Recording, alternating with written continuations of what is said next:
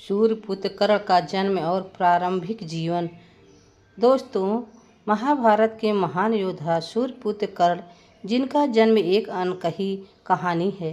क्या आप जानते हैं कर्ण का जन्म कैसे हुआ? कर्ण का जन्म एक दिव्य वरदान से हुआ था। जब माता कुंती ने ऋषि दुर्वासा से मिला मंत्र पढ़ा और सूर्य देवता का आह्वान किया तो सूर्य देवता ने उन्हें एक पुत्र प्रदान किया, कर्ण। लेकिन समाज की मर्यादाओं के चलते कुंती को कर्ण को नदी में बहाना पड़ा। यह वह अवसर था जब कर्ण ने अपने जीवन की कठिनाइयों का सामना शुरू किया। कर्ण को एक रथ चालक ने पाला, लेकिन उनके भाग्य ने उन्हें योद्धा बनने से नहीं रोक पाया। जन्म से सूर्यपुत्र और जीवन भर संघर्ष, यही था कर्ण का प्रारंभिक संघर्ष और साहस की कहानी। कर्ण केवल महाभारत का युद्ध नहीं था, बल्कि उसकी कहानी युगों पुरानी थी। हजार कवचों वाले राक्षस से शुरू होकर शांत, त्याग और करुणा से गुजरती है, कुरुक्षेत्र की भूमि पर समाप्त होती है। आइए सुनते हैं कर्ण की ये अमर गाथा। पूरी तरह युगों पहले एक असुर था।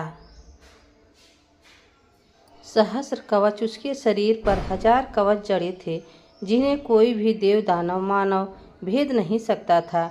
नर और करेंगे एक तप करता, दूसरा युद्ध करता और फिर अदला बदली। हजारों वर्षों तक यही क्रम चलता रहा और धीरे धीरे 999 कवच टूट गए। लेकिन आखिरी कवच असुर ने सूर्यदेव के पास छुपा दी और यही कवच भविष्य में कर्ण के जन्म का कारण बना। सतयुग बीत गया, त्रेता युग आया और फिर द्वापर युग। इस युग में एक राजकुमारी थी कुंती। इसे ऋषि दुर्वासा से वरदान मिला था, वह किसी भी देवता का स्मरण करके संतान प्राप्त कर सकती थी। जिज्ञासावश उसने सूर्य देव को पुकारा, आओ। तभी कर्ण का जन्म हुआ, सीने पर कवच और कानों में कुंडल के साथ। लेकिन अविवाहित होने के कारण कुंती ने भयवश उस शिशु को गंगा में प्रवाहित कर दिया। वहीं उसे अधिरथ और राधा ने पाया और अपना पुत्र बना लिया। कर्ण का बड़ा हुआ तो उसे वीरता और शौर्य की प्यास थी। वह परशुराम के आश्रम में पहुंचा और स्वयं को ब्राह्मण बताकर और वह शिक्षा लेने लगा। परशुराम ने उसे अस्त्र विद्या सिखाई। एक दिन परशुराम कर्ण की गोद में सो रहे थे, तभी कर्ण को बिच्छू ने काट लिया। कर्ण ने दर्द सह लिया पर हिला नहीं। जब उन्हें संदेह हुआ तब उन्होंने पूछा, कौन है जो इतना सहन कर सकता है? सत्य बताओ, तुम कौन हो? कर्ण ने सारी बात सच सच बता दी।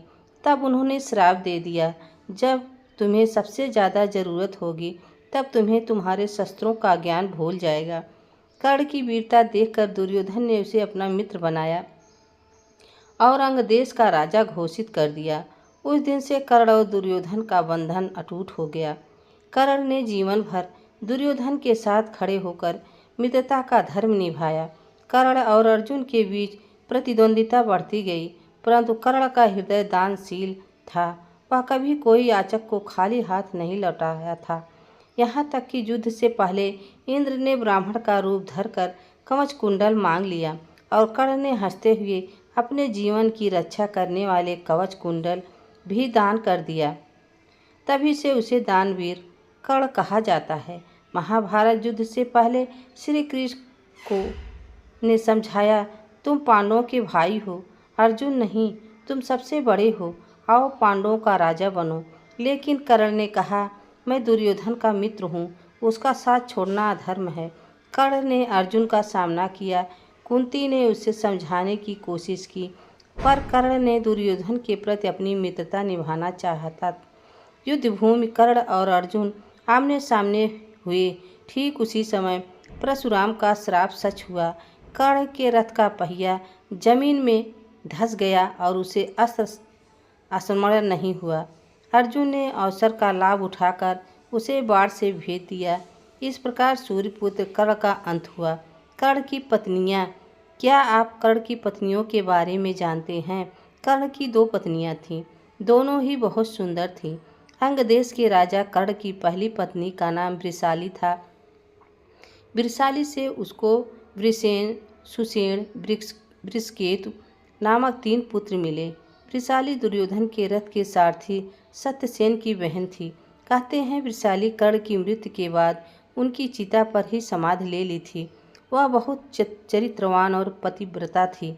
वृषाली के बारे में मान्यता है कि उसने द्रौपदी को सलाह दी थी कि तुम महल छोड़कर अपने पिता या भाई के यहाँ चली जाओ, लेकिन द्रौपदी ने उसकी सलाह नहीं मानी। कुछ दिन बाद ही द्रौपदी का चिरहरण हो गया। कर्ण की दूसरी पत्नी सुप्रिया थी। दुर्योधन की पत्नी भानुमति की अच्छी सहेली थी। दूसरी पत्नी सुप्रिया से चित्रसेन, सुशर्मा, परसेन, भानुसेन नामक 3 पुत्र हुए। माना जाता है कि सुप्रिया को ही पद्मावती और पुनरूपी भी कहा जाता है। दोस्तों, यह वीडियो आप सबको कैसी लगी कमेंट में ज़रूर बताना। चैनल पर नए हो तो लाइक सब्सक्राइब ज़रूर करना। तब तक के लिए राधे राधे, जय श्री कृष्ण, धन्यवाद।